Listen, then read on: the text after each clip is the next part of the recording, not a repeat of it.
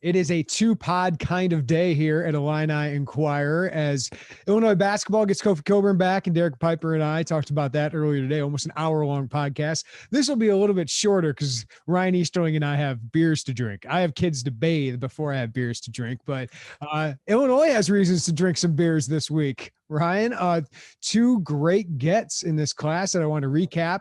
What a week for Illinois football recruiting. They had two of their top five commits in this class if you go by the rankings, but I think you and I are both high on both of these guys. Sean Miller, top 500 prospect, just announced on Instagram. He has picked Illinois, the highest ranked commit in the Illini's class. And just a couple of days ago, they got Aiden Lawfrey as well. Joey and I weighed in on that, but I'm looking forward to getting your opinion on him as well, Ryan. But Sean Miller is a nice addition to this class at a big position of need. And my biggest thing is my takeaway of this all is more look at what they've done with the wide receiver room. You know, you add Sean Miller, who I don't know if they thought they were getting a couple weeks ago, but they're able to land him, add him to Ashton Hollins, Ian Pugh, and Hank Beatty, and on top of Jafar Armstrong, on top of Marquez Beeson and Isaiah Williams. This has been the position I've been almost most concerned with, and they have revamped this room. Brett Bielema, Tony Peterson, and George McDonald most of all. You know, George McDonald is juiced right now. He's had a good recruiting cycle so far between the transfer market, some guys changing position, and then obviously adding some of these guys they've gotten in the 2022 class. And so, you know, you said it. I don't know that 2 weeks ago you think you get either of those guys, Aiden Lawfrey or Sean Miller. But sometimes things just fall your way. And, you know, I think they've done a really, really good job of just staying in there at the end and keeping guys' minds open. And then when it comes time to seal the deal, they seal the deal. You know, the thing I think that is best about this wide receiver class is every guy brings something different to the table.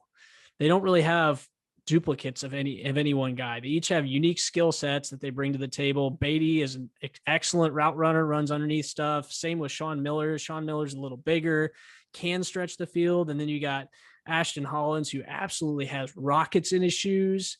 4'3" guy, and then Ian Pugh. You know, I think once he adds some weight, is going to be a serious matchup problem. He's just a great athlete, great frame, and he's just right now he's just a little light. Mm-hmm. But once he adds some weight, I mean, man, that guy is going to be really, really good. He's just got skill all over. So I really like what they've done. And then obviously getting Aiden Lawfrey, a guy like that, especially when you beat Iowa, that's bragging rights for Brett Bielema, isn't it? Yeah, no, absolutely. I thought that was a big time win. I think this one is as well because, you know, the competition was stiff here. I mean, his top five was a really good list of schools. Arizona, he's from there. That's in his backyard. He went to IMG Academy, of course, but Michigan State, another Big Ten program. West Virginia felt like the leader through most of this recruitment. And of course, Indiana, who missed out on a wide receiver earlier today. And obviously their passing attack has been great. And they had a great season last year. I will say it seemed like certain things went their way. It felt like, you know, the longer this recruitment went on, the better it ended up for Illinois. Now, Illinois has been in on him since March. They got in a little bit later, but they have been putting the pedal to the metal. But it sounds like West Virginia and Sean Miller, for some reason, it just didn't work out when they looked like the leader for a while. Michigan State filled up on wide receivers. Arizona wasn't pushing as hard. Indiana was pushing for Greg Gaines, who went to Iowa State today. And there's Illinois the entire way, pushing. And they had three wide receivers, which is what I thought they were going to take in this class, but he was too good to pass up on. Illinois is like, why would these other schools pass up on him if that were the case? And that's not to denigrate their pitch, because I think they did an unbelievable job, and they felt like home. They sold him on the business school, which is, you know, he wants to get into the business school at Geese, which is obviously one of the best public universities, undergraduate program. So I think the pitch was great, and certain things fell their way.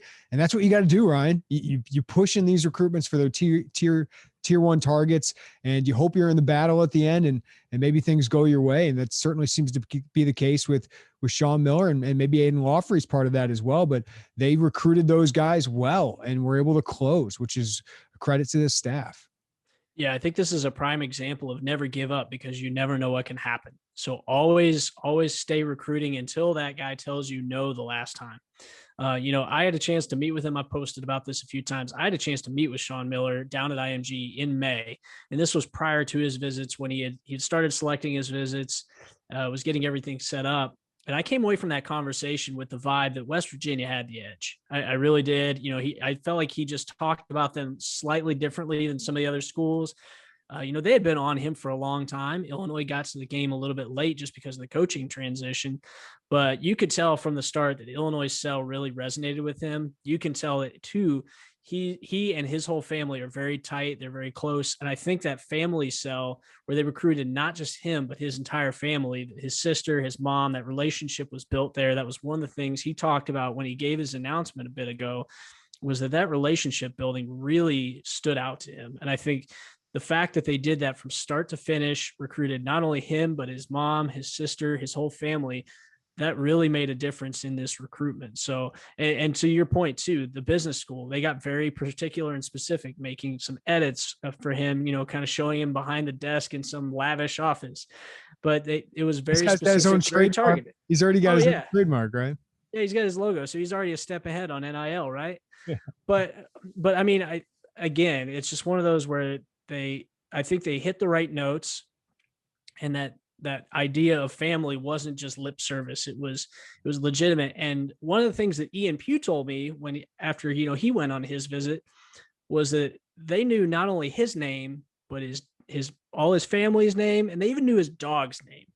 And so like he brought his dog on the visit, and they knew his dog's name, and that was just something that stood out. But it shows that like the intentionality of their recruiting approach is striking a note with these guys. And I think that's really giving them a leg up that maybe some of the previous staffs haven't had.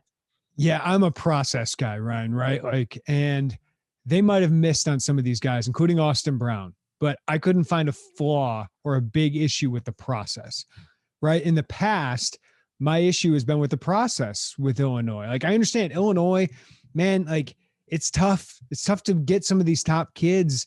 You're able to land Beeson, Williams, some guys like that, but it's tough. Like if other schools, bigger schools come in, like Ohio State or Michigan or even the Michigan States of the world in previous years, like it's tough to win those battles. And I felt that way with Austin Brown and Wisconsin, but like the process was flawed with some of those guys that had offers that were similar to Illinois in the past, where it's like the head coach wasn't involved enough. The offensive line coach wasn't involved enough, or it was only one person recruiting him and not the entire staff.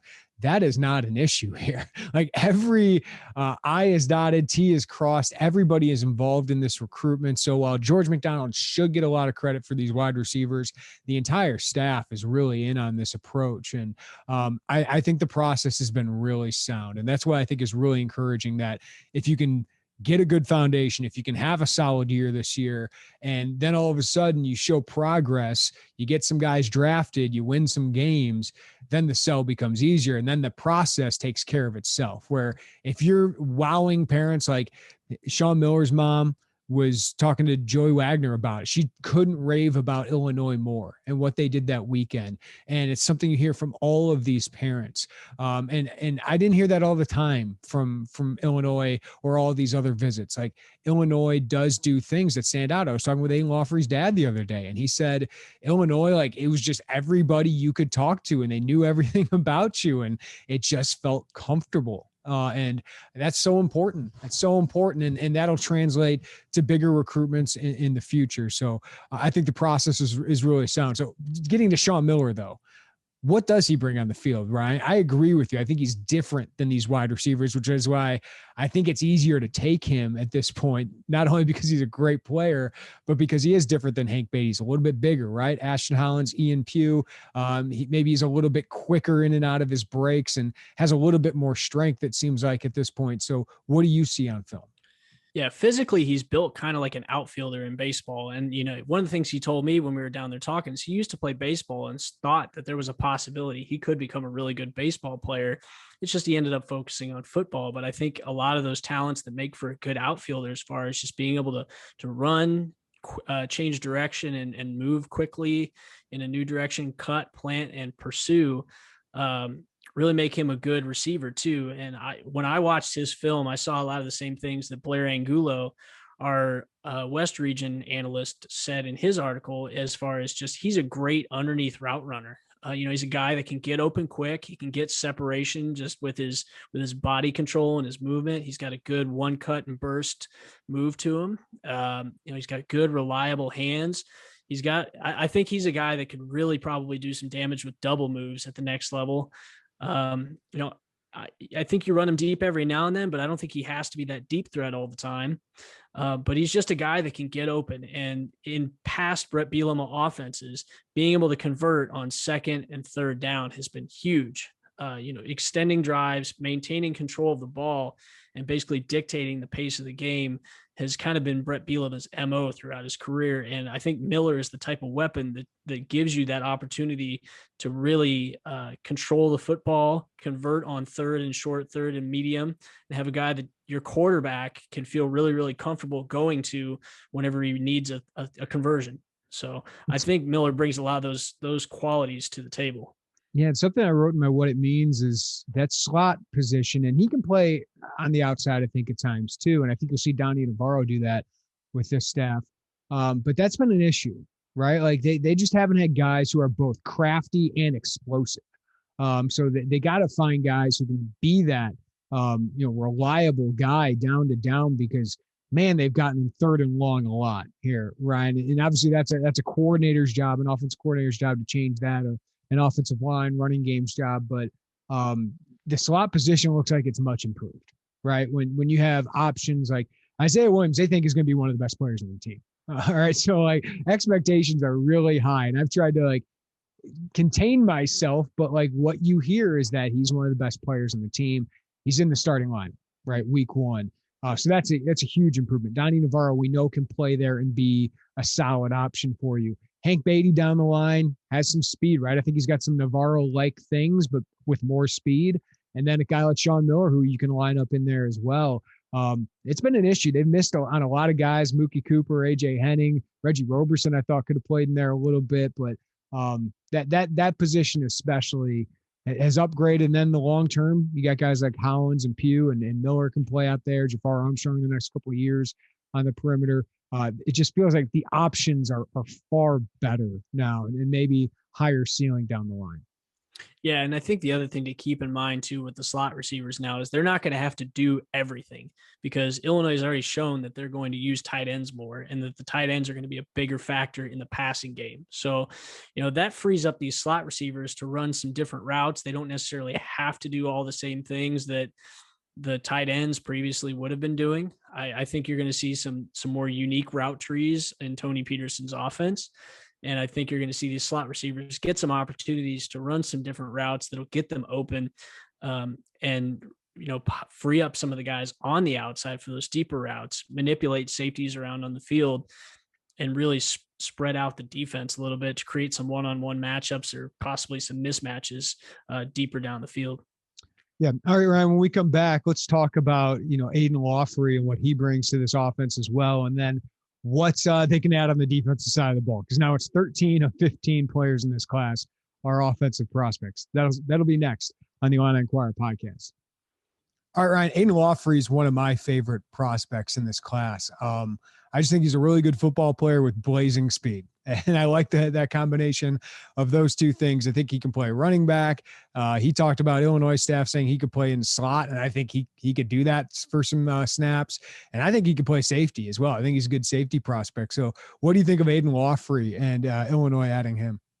He's just kind of a dude. I mean, he can play, he can do it all. I think early on he'll get opportunities in some capacity to get on the field, whether it's in special teams or, in certain situations on either offense or even potentially defense. I mean, I watched his tape and both his offensive and defensive tape was impressive to me. So I honestly, I think he probably gets first right of refusal on offense, but man, I'm with you. I think he can make a damn good safety. I see a lot of similarities to, Prather Hudson, probably with more speed, but he's just a guy that flies to the football, and that speed, he closes quick. And in a defense like this, where there's a lot of pressure on the safeties to chase, read, react, and chase down the football, I really see a guy like him, or somebody with his skill set playing a vital role in that defense. So, I know he'd make a great offensive player, but I really want to see what he can do on defense almost. Yeah, I'm looking at my notes here, Ryan, from when I saw his game this spring, and I wrote about his defense. I wrote, man, he laid a hit that caused a deflection for an interception, tossed a lineman aside in the open field. And I just said, he's got the speed to come up and make plays. So like I marked it down then, like I was watching him as running back and he's really good there. Can cut. He's got good power, good speed and acceleration. He's one of the best sprinters in the state, but I just wrote it down that I think this kid can play defense too. So I think, Jordan Anderson, I feel that way too. I think he can play running back, but if they don't want him there and, Josh McCray ends up being awesome. And that kid is huge, by the way. I saw him the other day in person. And he's pretty fast too for his size. If Jordan Anderson, they can move him to the edge linebacker and be an edge rusher, potentially a defensive end. I like that. I like having those guys that are just really good athletes, good football players with good traits. So I think that's a plus for them. But I mean, that running back room now with Lawfrey added to it, you think long-term, because Chase Brown is already on NFL radars. Chase Hayden, Mike Epstein, a year or two each. But Reggie Love, Aiden Lawfrey, Josh McCray, Jordan Anderson, looks like a pretty strong class. And Nick Fidanzo, I don't want to forget about him because he was a good sprinter in high school and has good size. And I saw him yesterday at the Lift for Life, and he's a good looking athlete. He's added a lot of strength. Yeah, I mean, to me, the running back room has almost turned into a little bit of what the New York Giants used to have with their Earth, Wind, and Fire running back room that had like Brandon Jacobs in it. They had a little bit of everything, and a couple of those guys had some really good power. And I really want to see Jordan Anderson run the football, because I just think if I was a defensive player and I saw him coming full speed at me, I don't want to tackle him. It's going to hurt. And chances are, if I have to tackle him 15 to 20 times a game, I'm going to hate it. So if it's me, I'd like to see him stay on the offensive side of the ball. Given the complete imbalance right now in the class of offensive to defensive prospects, I think there are going to be some guys that inevitably end up on the defensive side of the ball, but they've got some guys that can play. And, all these guys are good offensive players that they've got their offensive commits right now. And, I think it may just depend on where they end up needed, and some tough conversations as far as like, hey, where do you really want to see yourself? We know you're good here. We know this is your passion, but we think you can be a really good player here and make some money down the line playing in the league if you switch to this side of the ball. I just want to make a note. I just looked this up. The 24/7 Sports recruiter rankings, which, again, we give credit to certain assistants when some of the whole staff should get credit. But because these guys have a lot of commits, of course, they're ranked a little bit higher. Barton Miller is ranked 18th in the Big Ten with his 4 commits, and George McDonald is ranked 22nd in the Big Ten with 4 commits. I can tell you recently, Ryan, Illinois coaches have not been in the top 40 or 50 of the Big Ten. So that's a good start to this class. Let's talk about the defense, Ryan. Like, they do need prospects there. I'm not freaking out yet. Like, I know that could be the thing. I think it's more of a good sign that you have 13 offensive prospects committed on board going into training camp or media days, right? Like, I think that's more the positive than a negative of the defensive prospects, because you still do have a lot of A targets on the board. But I do think this fall you're going to have to see the staff evaluate, probably widen the net a little bit. But a defensive line, they seem like Brian Allen, Sela Brown, those are your top 2 guys. And Sela Brown, said he was going to make a decision in July, but he's not being recruited like a 4-star prospect right now. And Illinois keeps pushing. I think that'd be smart if Illinois keeps pushing here. Maybe like Miller, you end up getting the guy and you get a headliner in this class. Linebacker, I think you're more likely to look for a transfer at the edge spot. I think middle linebacker, you won't add another piece. Defensive back is the place where you need to add some pieces. You added a lot in 2021. I think Kenoto Hudson did a pretty good job there, but they're shooting their shot pretty high here. Cody Jones, Jaden Mangum, Elijah McCantos, Anthony Brown. If they get one of those guys, you'd feel good, but I think they'll add at least 2 DBs in this class. But I think 2 defensive linemen, 2 DBs, and maybe another edge rusher. Yeah, just to rehash what we've said before, I think they need to get some bodies up front because, especially on the interior, the defensive line, you've got Rod Perry and Calvin Avery, and then other than that, I mean, it starts to get a lot more uncertain. You've got a couple guys they're younger, but you don't really have that true gap stuffing nose tackle that you want in that type of scheme. So I think that they do need to add some bodies there. I mean, it's not sounding great on the Kenneth Grant front. Sounds like he's got a top three that doesn't have Illinois in it, and it'd be really tough sledding to try and get back in there. But Can I throw this out there? Like just because you're talking about it. Nose guard, those are hard to find. Right? oh Like yeah, high school nose guards are really hard to find to be so big and so athletic. I feel like that, like I agree with you. They need bodies up front because they're losing bodies, but I think the transfer market is where we should be focusing our attention, especially nose guard and potentially another edge rusher. Because adding another one with Beatty and Dwayne Johnson, like I'm not expecting Dwayne Johnson or Beatty to make an impact next year. They need somebody along with Seth Coleman, to be the guy next year. And I don't know if it's Ezekiel Holmes on the roster, Dwayne Johnson. Are you going with? Like I think that spot is a transfer, and I wouldn't be surprised. Nose guard, maybe they'll find somebody because I don't think. Obviously, Stella Brown is not a nose guard. If you've seen him, Brian Allen is not a nose guard. Those are more 3 techniques or 5 techniques. So I think the transfer market for the defense could be where they fill their needs. yeah, and I mean, I don't think that this staff is averse to going to the transfer market by any means. I don't think they're going to be nearly as reliant upon it as Lovey's staff was because they're doing such a good job recruiting the prep ranks. But if they have a position where they really need somebody to fill a key role, just look back at what Bielema did when he was at Wisconsin, bringing in Russell Wilson.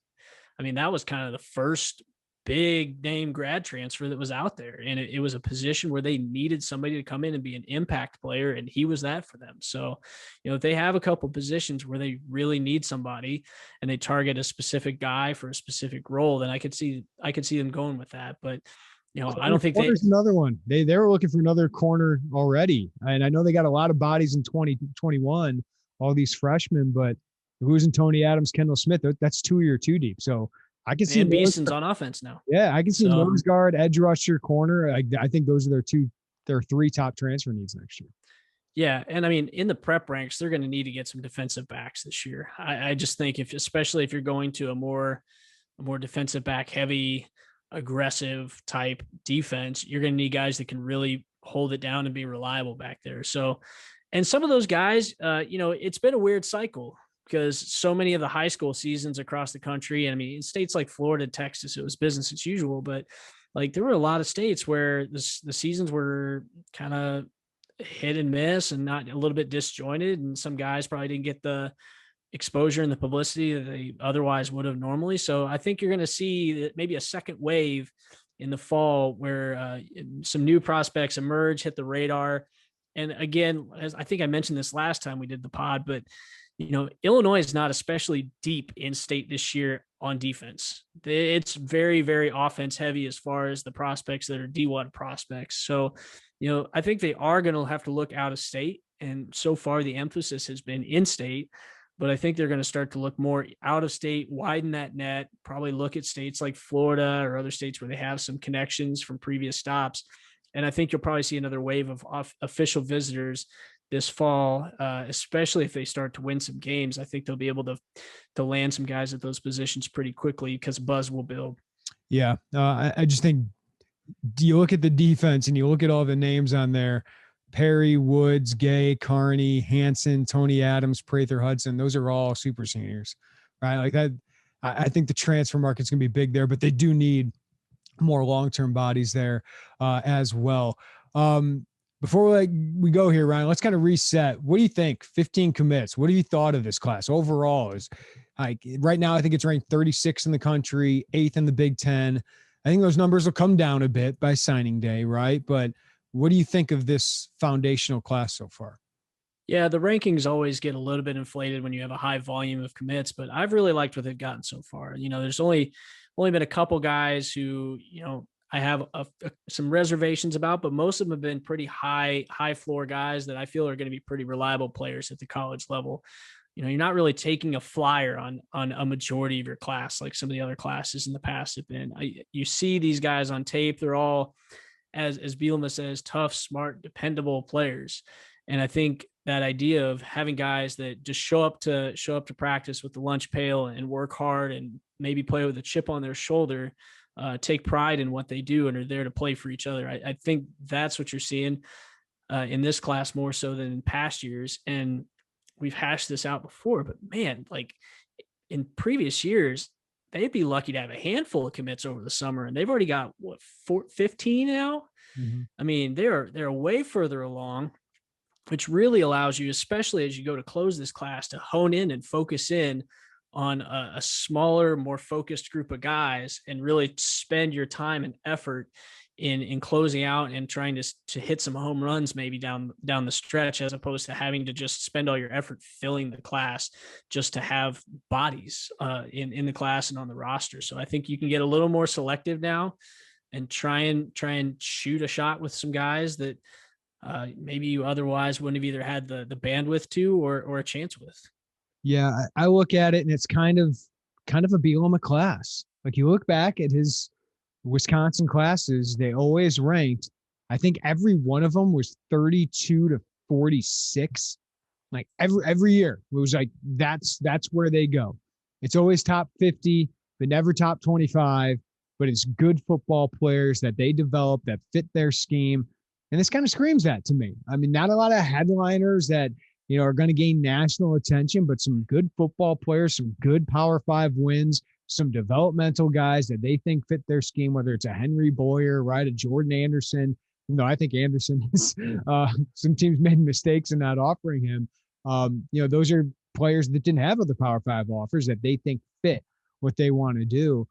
So obviously we'll come back in 3 or 4 years and grade what it looks like. But I think it's a Bielema class. I am not too shocked, but I think there's some really encouraging things. And then we'll see with wins and with a couple of years of being able to develop relationships if they can start landing some of those headliners. But it's pretty typical Bielema kind of recruiting, right? Yeah, and I think if they can avoid that cliff that's coming on the defensive side of the ball, as a lot of that talent goes away next year as they graduate or move on. If they can avoid that cliff and ride through that, I think they've set themselves up well to have success 2 or 3 years down the road. But as we've seen, especially when you're trying to rebuild a program and with like Illinois, where recruiting competition is tough with a lot of other talented programs that come to this area looking for talent, you got to win early. And it's tough to do. It's kind of a conundrum. You have to win early, but the program hasn't been great. And so I think if people understand that it's going to take maybe 2 to 3 years to really get that talent in place, but you're building it with reliable talent, it's not tenuous. It's you're building it with reliable talent, laying a good solid foundation, giving it time to cure, then you can build the house on top of that as things start to progress. It becomes a lot easier if you win 6 games this year, right? And you got to winning is the best recruiter ever. Yeah. Ryan, so we're about to crack open our beers on a Saturday night. About to. He already does. What are you drinking? Well, I don't have any Miller in the fridge. I was going to ask, do you think Bielema's cracking up Millers right now? He's cracking something. No, I got an all day IPA here, but I'll probably go pour myself a little bit of bourbon here in a little bit. So. And our White Sox are about to beat the Astros, actually. So that's kind of back to backers earlier. Timmy Anderson cranked one to right field. Gavin Sheets just hit one as well. 6-0. Go grab my trash can, start hitting it. All right, Ryan. Appreciate it as always, man. Have a good Saturday. All right. Thanks, Jeremy.